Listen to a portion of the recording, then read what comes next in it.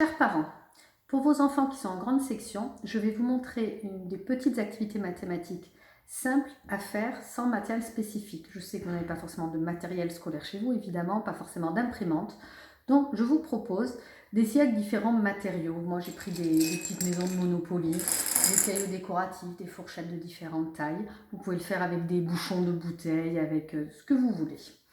L'idée, ça va être de travailler la notion de quantité avec vos enfants de 1 à 9. Alors oui, la plupart savent déjà compter 1, 2, 3, 4, 5, 7, 8, 9, évidemment. Mais là, l'idée autour de cette quantité, autour de 1 à 9, c'est vraiment de construire des collections, de composer, de décomposer, de comparer.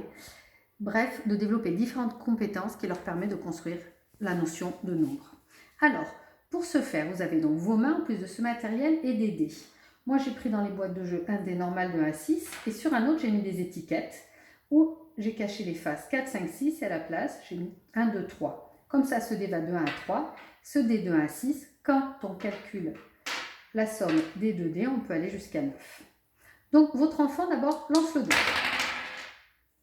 Là, à lui de compter et de trouver le résultat. 4, 1, 2, 3 et encore 1, ça fait 4. Il doit d'abord prendre le chiffre 4.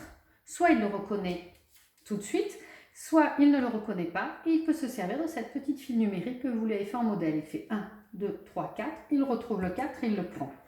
Et après, vous continuez à faire d'autres exercices. Je vais vous montrer tous les jeux avec une quantité un peu plus grande. Par exemple, on va dire que votre enfant, il a fait 9. Ah zut, je trouve le 5, je trouve le 6, pardon, et le 3, on arrive à 9. Donc, il réussit à dénombrer 1, 2, 3, 4, 5, 6, 7, 8, 9.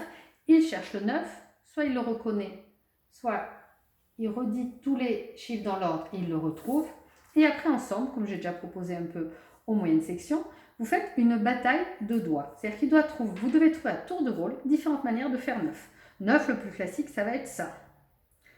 Et après, il peut réussir à changer la position de ses doigts, etc. Sur 9, il y a moins de choix. S'il était tombé sur 5, évidemment, on peut trouver plein de manières différentes de faire le 5. Ensuite, avec le matériel, votre enfant doit essayer de faire 9. On voit que 9, c'est déjà 6 et 3. 9, ça peut être aussi 2, 3. Il peut faire 1, 2, 3, 4, 5, 6, 7, 8 et 9. Et là, vous formulez avec lui 9, c'est 7 et 2. Et vous trouvez une autre manière avec les petites maisons de faire 9. Pareil pour les cailloux. Ça peut être 4. Ça peut être 4 et 5. 1, 2, 3, 4, 5, 6, 7, 8, 9. 4 et 5, ça fait 9. Et vous, avec les cailloux, vous trouvez une autre manière également de composer la quantité 9. Et ensuite, vous pouvez prendre des fourchettes. Là, les fourchettes, il y a 3 sortes, puisqu'il y a 3 tailles. Donc, votre enfant prend 9 fourchettes.